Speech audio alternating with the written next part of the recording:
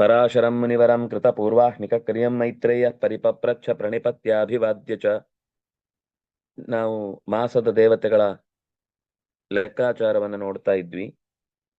ಒಂದೊಂದು ಮಾಸಕ್ಕೆ 7 ಜನ ನಿಯಾಮಕರಾಗಿ ಸೂರ್ಯನ ರಥದಲ್ಲಿ ಕೂತು ಎಲ್ಲ ಕಾಲವನ್ನು ಕೂಡ ಗಮನಿಸ್ತಾ ಇರ್ತಾರೆ. ಇದು ಉಪಾಸನೆಗೆ ಬಹಳ ಮುಖ್ಯವಾದ ಅಂಶ ಅಂತ ನಾವು ನೋಡ್ತಾ ಬಂದ್ವಿ. ಪೂಷಾಚ ಸುರುಚಿರ್ವಾತಃ ಗೌತಮೋಥ ಧನಂಜಯ ಸುಷೇಣೋನ್ಯೋ ಘೃತಾಚೀಚ ವಸಂತ್ಯಾಶ್ವಯುಜೇ ರವೌ. ಆಶ್ವಯುಜ ಮಾಸದಲ್ಲಿ ರವಿಯ ಜೊತೆಗೆ ಪೂಷಾ, ಸುರುಚಿ, ವಾತ, ಗೌತಮ, ಧನಂಜಯ, ಸುಷೇಣ ಮತ್ತು ಘೃತಾಚಿ ಅನ್ನುವಂತ ಇಷ್ಟು ಜನ ನೆಲೆಸಿರ್ತಾರೆ ಅಂತ. ಮುಂದೆ ಹೋಗ್ಲಿ. ವಿಶ್ವಾವಸುರ್ ಭರದ್ವಾಜ ಪರ್ಜನ್ಯೀರಾವತೌ ತಥಾ. ಎಲ್ಲೋದ್ರು?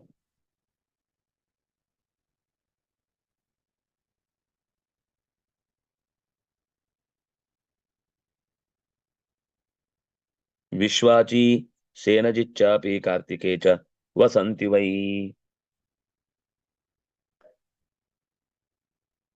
ಆಶ್ವೇಜ, ಕಾರ್ತಿಕ, ವಿಶ್ವಾವಸು, ಭರದ್ವಾಜ, ಪರ್ಜನ್ಯ, ಐರಾವತ, ವಿಶ್ವಾಚಿ, ಸೇನಜಿತ್ ಇದಿಷ್ಟು ಜನ.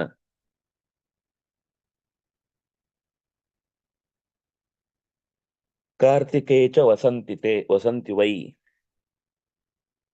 ಅಂಶಃ ಕಾಶ್ಯಪ ತಾರ್ಕ್ಷ್ಯಾಸ್ತು ಮಹಾಪದ್ಮ ತಥೋರ್ವಶೀ ಚಿತ್ರಸೇನಸ್ತಥಾ ವಿದ್ಯುತ್ ಮಾರ್ಗಶೀರ್ಷೇ ಅಧಿಕಾರಿಣಃ. ಅಂಶ, ಕಶ್ಯಪ, ತಾರ್ಕ್ಷ್ಯ, ಮಹಾಪದ್ಮ, ಉರ್ವಶಿ, ಚಿತ್ರಸೇನ, ವಿದ್ಯುತ್.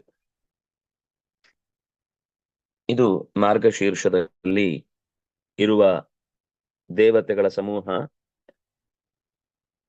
ಸೂರ್ಯನ ರಥದಲ್ಲಿ ಕೂತು ಅಧಿಕಾರಿಣಃ ಕಾಲದ ನಿಯಾಮಕರಾಗಿ ಕೆಲಸ ಮಾಡ್ತಾ ಇರ್ತಾರೆ ಅಂತ.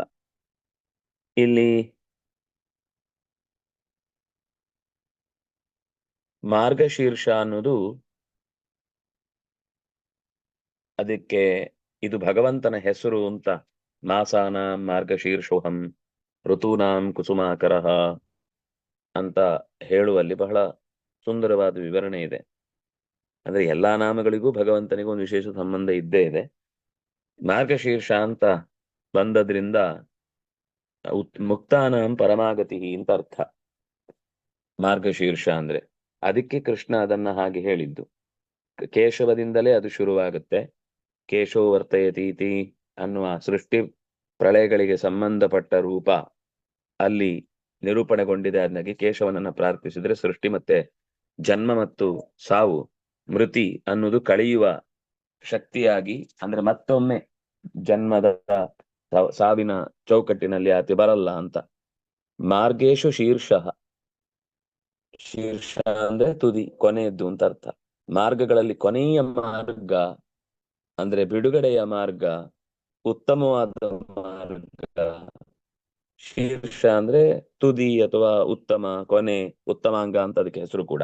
ಇದಕ್ಕಿಂತ ಉತ್ತಮವಾದದ್ದು ಮತ್ತೊಂದಿಲ್ಲ. ತಲೆಗೆ ಯಾಕೆ ಉತ್ತಮಾಂಗ ಅಂತ ಹೆಸರು ಅಂದ್ರೆ ಅದರಲ್ಲಿ ಜ್ಞಾನ ಪಡಿಲಿಕ್ಕೆ ಬೇಕಿರುವ ಎಲ್ಲ ಇಂದ್ರಿಯಗಳಿರುವುದು ಅಲ್ಲೇ. ಕಣ್ಣು, ಮೂಗು, ಕಿವಿ, ಬಾಯಿ, ಮಾತಾಡಿದ್ದು, ಚರ್ಮ, ನಾಲಿಗೆ ಎಲ್ಲವೂ ಕೂಡ ಇರುವುದಲ್ಲೇ. ಆದ್ರಿಂದ ಅದಕ್ಕೆ ಉತ್ತಮಾಂಗ ಅಂತ ಹೆಸರು. ಅಂತಹ ಒಂದು ವಿಶಿಷ್ಟವಾದ ಮಾಸ ಅದು ಮಾರ್ಗಶೀರ್ಷ. ಇಂತಹ ಮಾರ್ಗಶೀರ್ಷದಲ್ಲಿ ಅಂಶ, ಕಾಶ್ಯಪ, ತಾರ್ಕ್ಷ್ಯ, ತಾರ್ಕ್ಷ್ಯ ಅಂದ್ರೆ ಗರುಡದೇವ, ಮಹಾಪದ್ಮ, ಉರ್ವಶಿ, ಚಿತ್ರಸೇನ ಮತ್ತು ವಿದ್ಯುತ್ ಇಷ್ಟು 7 ಜನ ಅಧಿಕಾರಿಗಳಾಗಿದ್ದಾರೆ. ಕ್ರತುರ್ಭಗಸ್ತಥೋರ್ಣಾಯು ಸ್ಫೂರ್ಜ ಕರ್ಕೋಟಕಸ್ತಥಾ ಅರಿಷ್ಟನೇಮಿಶ್ಚೈವಾನ್ಯ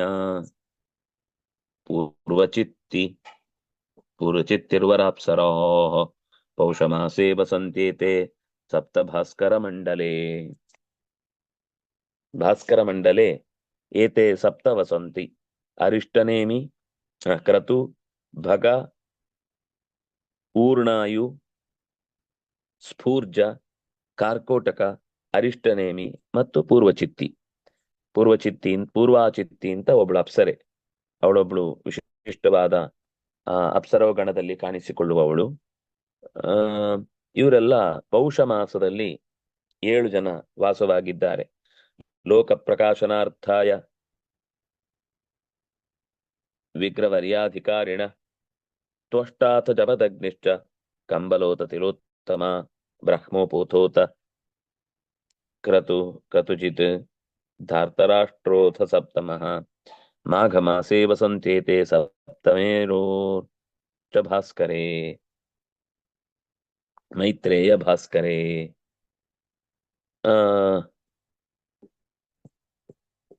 ಇವರೆಲ್ಲ ಲೋಕ ಪ್ರಕಾಶನಾರ್ಥಾಯ ಆಯಾ ಮಾಸದಲ್ಲಿದ್ದು ಲೋಕಕ್ಕೆ ಬೆಳಕನ್ನು ಕೊಡುವಂತವರಾಗಿದ್ದಾರೆ.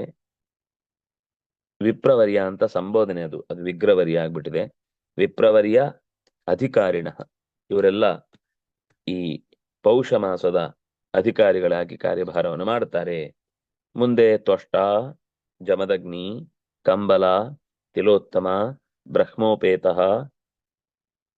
ಕ್ರತುಹು ಅಥವಾ ಋತುಜಿತ್ ಮತ್ತು ಧಾರ್ತರಾಷ್ಟ್ರ. ಅವನು ಸಪ್ತಮ. ಧೃತರಾಷ್ಟ್ರ ಸಪ್ತಮ. ಧೃತರಾಷ್ಟ್ರ ಅಂತ ಒಬ್ಬ ಗಂಧರ್ವ ಇದ್ದಾನೆ. ಆ ಗಂಧರ್ವನೇ ನಮಗೆ ಮಹಾಭಾರತದಲ್ಲಿ ಧೃತರಾಷ್ಟ್ರನಾಗಿ ಸಿಕ್ಕಿತು. ಅಂದ್ರೆ ಧೃತರಾಷ್ಟ್ರ ಅಂತ ರಾಜರು ತುಂಬಾ ಜನ ಇದ್ದಾರೆ. ಇಲ್ಲಿ ಗಂಧರ್ವ ದೇವತಾಗಣದಲ್ಲಿ ಬಂದವನಾದ್ರಿಂದಾಗಿ ಬಹುಶಃ ಇದೇ ಧೃತರಾಷ್ಟ್ರ ಇರಬೇಕು. ಇವನು ಮಾಘ ಮಾಸದಲ್ಲಿ ಪ್ರಾಣವನ್ನ ಬಿಟ್ಟ ಅಂತ ಗೊತ್ತಾಗುತ್ತೆ ಅಲ್ಲ. ಇಲ್ಲಿ ಮಾಘ ಮಾಸದ ಅಧಿಪತಿ ದೇವತೆ ಅಂತ ಗೊತ್ತಾಗತ್ತೆ. ಅವನು ಪ್ರಾಣ ಬಿಟ್ಟ ಸಮಯವನ್ನ ಹೋಲಿಕೆ ಮಾಡಿ ನೋಡಿದ್ರೆ ಏನಾದ್ರೂ ಗೊತ್ತಾಗ್ಬೋದು. ನೋಡೋಣ. ಶ್ರೂಯತಾಂ ಚಾಪರೇ ಸೂರ್ಯೇ ಫಾಲ್ಗುನೇ ನಿವಸಂತಿಯೇ. ಫಾಲ್ಗುಣದಲ್ಲಿ ನಿವಾಸ ಮಾಡುವ ದೇವತೆಗಳ ಕಥೆಯನ್ನು ಹೇಳ್ತೇನೆ, ಕೇಳು. ವಿಷ್ಣು ಅಶ್ವತರೋ ರಂಭಾ ಸೂರ್ಯವರ್ಚ ಸತ್ಯಜಿತ್ ವಿಶ್ವಾಮಿತ್ರ ತಥಾ ರಕ್ಷಃ. ಇವರಿಷ್ಟು ಜನ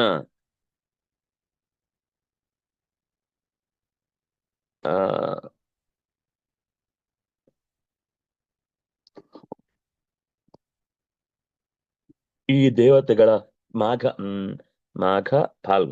ಫಾಲ್ಗುಣದಲ್ಲಿ ಇವರಿಷ್ಟು ಜನ ವಾಸ ಮಾಡ್ತಾರೆ.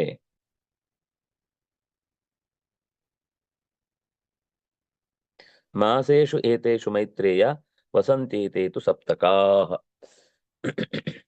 ಯಜ್ಞೋಪೇತನಾದ ರಕ್ಷ ತಥಾ ರಕ್ಷ ಯಜ್ಞೋಪೇತ ಅಂದ್ರೆ ಅವನು ಒಂದು ರಕ್ಷೋಗಣದಲ್ಲಿ ಸೇರಿದ ಒಬ್ಬ ವ್ಯಕ್ತಿ. ಆದ್ರೆ ಸಾತ್ವಿಕ. ರಾಕ್ಷಸರಾದ ತಕ್ಷಣ ನಿರುತಿ ಅವರೆಲ್ಲ ದುಷ್ಟ್ರ. ಬಲಿ, ಪ್ರಹ್ಲಾದ ಲೋಕಕ್ಕೆ ಉಪಕಾರಕರೇ. ಅಂದಾಗಿ ಕೇವಲ ರಾಕ್ಷಸರು ಒಂದು ಮಾತ್ರಕ್ಕೆ ಭಗವಂತ ವಿರೋಧಿಸ್ತಾನಂತಿಲ್ಲ, ಅವರಲ್ಲಿ ಒಬ್ಬ. ಹೀಗೆ ಫಾಲ್ಗುಣ ಮಾಸದ ಅಧಿಕಾರ ವರ್ಗದಲ್ಲಿ, ಈ ಅಧಿಕಾರ ಅಂದ್ರೆ ನಮ್ಮ ತಲೆಯಲ್ಲಿ ಏನ್ ಬರುವುದು ಅಂದ್ರೆ ಅವ್ರು ಹೇಳಿದ್ದೆಲ್ಲ ನಡೆಯುವುದು, ನಾವು ಲೋಕದಲ್ಲಿ ನೋಡುವಂತಹ ರಾಜಕಾರಣದ ಅಧಿಕಾರ ಅಥವಾ ಈ ಸರ್ಕಾರಿ ವ್ಯವಸ್ಥೆಯಲ್ಲಿ ಅವ್ರು ಹೇಳಿದ್ ನಡೆಯುವುದು ಅನ್ನೋ ತರದ ಅಧಿಕಾರ ಅಂತ. ಆ ಅಧಿಕಾರದ ಬಗ್ಗೆ ಇಲ್ಲಿ ಹೇಳ್ತಾನೆ ಇಲ್ಲ. ಇಲ್ಲಿ ಆ ಕಾರ್ಯ, ಆ ಜವಾಬ್ದಾರಿ ಯಾರ್ಯಾರಿಗೂ ಕೊಡ್ಲಿಕ್ಕೆ ಆಗುದಿಲ್ಲ. ಮತ್ತು ತುಂಬಾ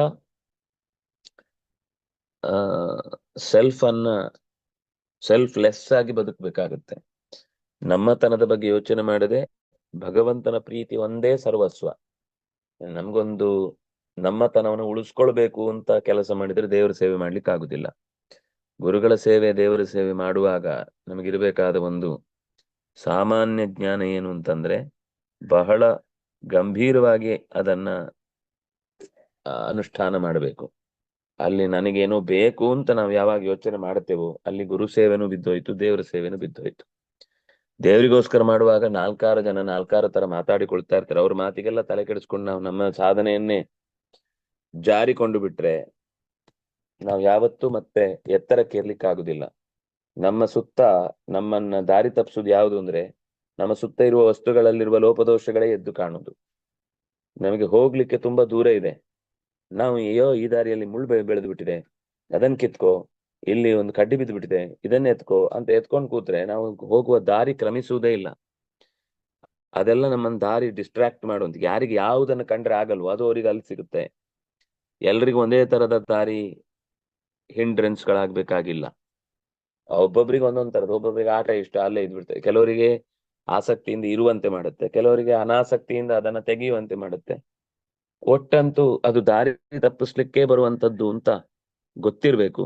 ಇದಕ್ಕೆ ಈ ದೇವತೆಗಳು, ಈ ಅಧಿಕಾರದ ವರ್ಗದ ಅಭಿಮಾನಿಗಳು ನಮ್ಮನ್ನ ಗೈಡ್ ಮಾಡ್ತಾ ಹೋಗ್ತಾರೆ.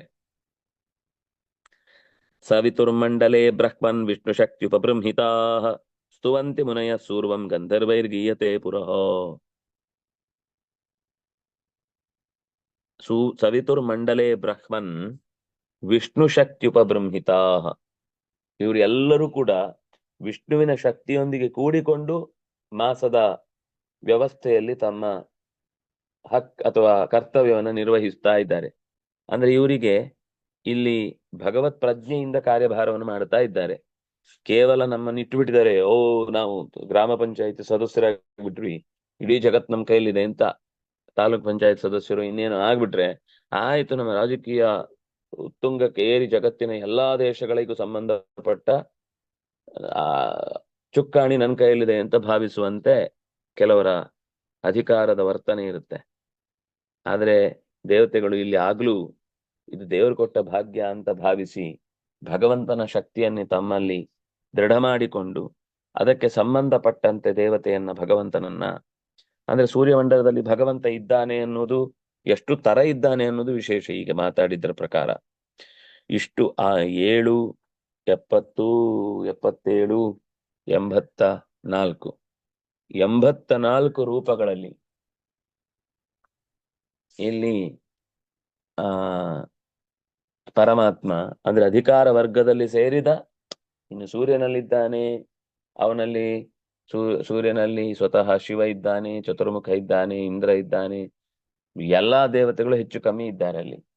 ಎಲ್ಲಾ ಮಂತ್ರ ದೇವತೆಗಳು ಕೂಡ ಋಕ್ಯಜು ಸಾಮ ಅಥರ್ವಗಳಲ್ಲಿ ಸೇರಿದ ದೇವತೆಗಳು ಇದ್ದಾರೆ. ಅದರಿಂದಾಗಿ ಅಷ್ಟೂ ದೇವತೆಗಳಲ್ಲಿರುವ ಭಗವಂತನ ರೂಪ ಅಲ್ಲಿದೆ. ಆದ್ರಿಂದಾಗಿ ಉಳಿದ ಪ್ರತೀಕಗಳಿಂತ ಸೂರ್ಯ ಪ್ರತೀಕ ಯಾಕೆ ಅಷ್ಟು ವಿಶಿಷ್ಟ ಅನ್ಸುತ್ತೆ ಅಂತಂದ್ರೆ, ಕಣ್ಣಿಗೆ ಕಾಣುವ ವಿಷಯದಲ್ಲಿ ಅದರಲ್ಲಿ ಈ ದೇವತೆಗಳಿಲ್ಲ ಅಂತಿಲ್ಲ. ಅದನ್ನು ಉಪಾಸನೆ ಮಾಡುವ ಮುಖ್ಯ ಉದ್ದೇಶವೇ ನಮ್ಗೆ ಬೌದ್ಧಿಕವಾಗಿ ಪ್ರಚೋದನೆ ಕೊಡಬೇಕಾದ ಎಲ್ಲಾ ದೇವತೆಗಳ ಅಂಶವೂ ಕೂಡ ಸೂರ್ಯನಲ್ಲಿ ನೆಲೆಸಿದೆ. ಇಂದ್ರ ಚಂದ್ರ ಮೊದಲಾದ ಎಲ್ಲ ದೇವತೆಗಳನ್ನು ನಿತ್ಯದಲ್ಲಿ ನಾವು ನಮ್ಮ ಆಚಮನಾದಿಗಳಲ್ಲಿ ನಡೆಸುವಂತೆ ಸರಿಯಾಗಿ ನಡೆಸಿದ್ರೆ, ಆ ದೇವತೆಗಳಲ್ಲಿ ಜಾಗೃತರಾದ್ರೆ, ಸೂರ್ಯನಿಂದ ಪ್ರತಿಯೊಂದು ಕ್ಷಣದಲ್ಲೂ ತೆಗೆದುಕೊಳ್ಳುವ ಕಿರಣಗಳಿಂದ ನಾವು ಉತ್ಸುಕರಾಗ್ತೇವೆ, ಉತ್ಸಾಹ ಭರಿತರಾಗ್ತೇವೆ, ಧಾರಣ ಶಕ್ತಿ ಇರುತ್ತೆ, ಮೇಧಾಶಕ್ತಿ ಇರುತ್ತೆ, ನೆನಪಿನ ಶಕ್ತಿ ಹೆಚ್ಚಾಗುತ್ತೆ. ಇದು ಎಲ್ಲವೂ ಕೂಡ ಕಾರಣ ನಮ್ಮಲ್ಲಿ ಅಂತಹ ಎಚ್ಚರ ಇದ್ರೆ ಅಲ್ಲಿರುವ ಶಕ್ತಿ ನಮ್ ಜೊತೆಗೆ ಸಂಕ್ರಾಂತವಾಗಿ ನಮ್ಗೆ ಬೇಕಿರುವಂತಹ, ಯಾಕೆಂದ್ರೆ ಎದುರುಗಡೆನೆ ಇದ್ರು ಅವ್ರ ವ್ಯಕ್ತಿ ಇವ್ರನ್ನ ಗುರುತಿಸ್ಲಿಲ್ಲ ಅಂದ್ರೆ ಮಾತುಕತೆನೇ ನಡೆಯಲ್ಲ. ಇಬ್ರನ್ನ ಗುರುತಿಸ್ಬೇಕು, ತಮ್ಮ ಒಳಗಿರುವ ಭಗವಂತನನ್ನು ಗುರುತಿಸ್ಬೇಕು, ದೇವತೆಗಳನ್ನು ಗುರುತಿಸ್ಬೇಕು. ಅವರೇ ಎದುರುಗಡೆಯಲ್ಲಿರುವಂತಹ ಸೂರ್ಯ ಪ್ರತೀಕದಲ್ಲೂ ನೆಲೆಸಿದ್ದಾರೆ. ಅವರಿಗೆ ನಮಗೂ ಒಂದು ವಿಚಿತ್ರವಾದ ಅವಿನಾಭಾವವಾದ ಸಂಬಂಧ ಇದೆ. ಅದರ ಪ್ರಕಾರ ನಾವು ಜೀವನವನ್ನ ನಡೆಸಬೇಕಾಗತ್ತೆ ಅನ್ನೋದನ್ನ ನಾವು ಮರೆಯದೆ ಈ ಬದುಕನ್ನ ನಡೆಸಿದ್ರೆ ನಮಗೆ ಈ ಕೊಟ್ಟ ಉಪಾಸನೆಯ ಮುಖಗಳು ನಮಗೆ ವಿಶೇಷವಾಗಿ ಅನುಕೂಲಕರವಾಗುತ್ತೆ. ನೃತ್ಯಂತ್ಯಪ್ಸರಸೋ ಯಾಂತಿ ಸೂರ್ಯಸ್ಯ ಅನು ನಿಶಾಚರಾ. ಸೂರ್ಯನ ಸೂರ್ಯನನ್ನೇ ಅನುಸರಿಸಿಕೊಂಡು ಇನ್ನೊಂದು ದಿಕ್ಕಿನಲ್ಲಿ ನಿಶಾಚರರು ಒಂದ್ ಕಡೆ ಅವನು ತನ್ನ ಕರ್ತವ್ಯ ಮುಗಿಸಿ ಒಂದ್ ಕಡೆ ಓಡ್ತಾ ಇರ್ಬೇಕಾಗತ್ತೆ. ಅದಕ್ಕೆ ಸಂಬಂಧಪಟ್ಟಂತಹ ಶಕ್ತಿಯನ್ನ ಅವರು ಪಡೆದು ಸೂರ್ಯನ ಮೂಲಕ ಲೋಕಕ್ಕೆ ಕೊಡ್ತಾ ಇರ್ತಾರೆ. ಅದರಿಂದಾಗಿ ದೇವತೆಗಳು, ಗಂಧರ್ವರು, ಅಪ್ಸರೆಯರು ಸೂರ್ಯನ ಶಕ್ತಿಯನ್ನ ಹಾಡಿ ಕೊಂಡಾಡ್ತಾರೆ. ವಹಂತಿ ಪನ್ನಗ ಯಕ್ಷೈ ಕ್ರಿಯತೆ ಭೀಷು ಸಂಗ್ರಹ. ವಹಂತಿ ಪನ್ನಗಾಹ. ಇಷ್ಟೇ ಅಲ್ಲ, ನಾಗಲೋಕದ ದೇವತೆಗಳು ಅಂದ್ರೆ ಸೂರ್ಯನ ಕಿರಣಗಳಲ್ಲೇ ಇದ್ದು ಮಾಡಬಹುದು. ಯಕ್ಷೈ ಕ್ರಿಯತೆ, ಯಕ್ಷರು ಕೂಡ ಸೇರಿಕೊಂಡು ಈ ಸೂರ್ಯನ ಕಿರಣಗಳ ಮೂಲಕ ಏನೇನು ಕಾರ್ಯಭಾರ ಲೋಕಕ್ಕಾಗುತ್ತೋ ಅದನ್ನ ಸಂಗ್ರಹ ಮಾಡಿ ಲೋಕದ ಏಳಿಗೆಗಾಗಿ ಇವರೆಲ್ಲ ಪ್ರಯತ್ನಿಸ್ತಾರೆ, ಈ ದೇವತೆಗಳೆಲ್ಲ. ವಾಲಕಿಲ್ಯಾ ತಥೈವೈನಂ ಪರಿವೀರ್ಯ ಸಮಾಸತೆ ಸೋಯಂ ಸಪ್ತಗಣ ಸೂರ್ಯಮಂಡಲೇ ಮುನಿಸತ್ತಮ. ವಾಲಕಿಲ್ಯ ಅನ್ನುವಂತ ಒಂದು ದೊಡ್ಡ ಗುಂಪಿದೆ.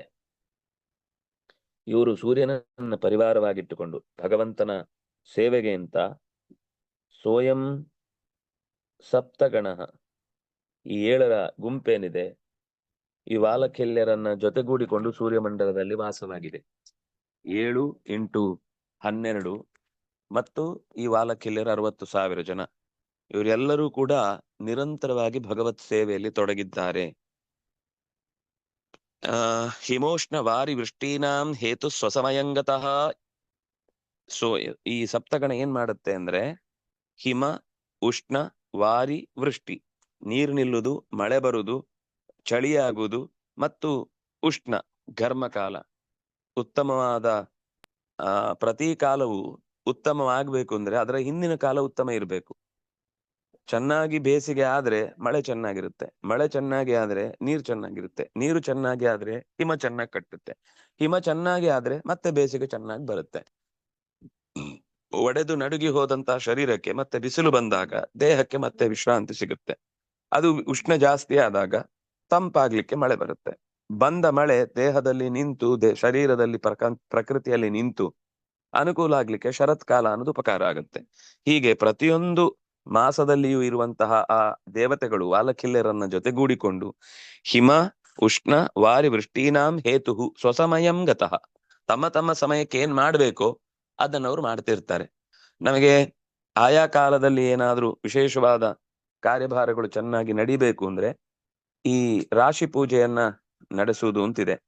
ಪ್ರತಿ ಮಾಸದ ದೇವತೆಗಳನ್ನ ಪೂಜಿಸ್ತಾರೆ. ಆ ಮಾಸದ ದೇವತೆಗಳನ್ನ ಪೂಜಿಸುವಾಗ ನಮಗೆ ಈ ದೇವತೆಗಳ ಕಲ್ಪನೆ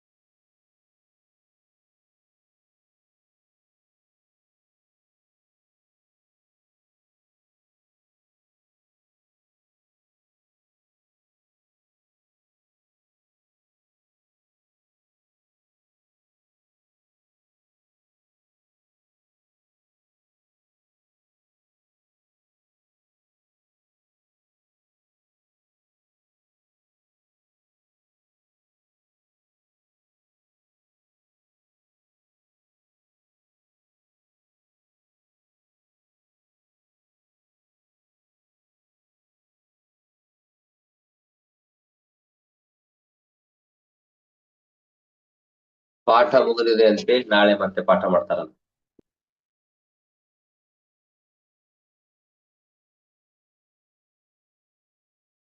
ಆಯ್ತು.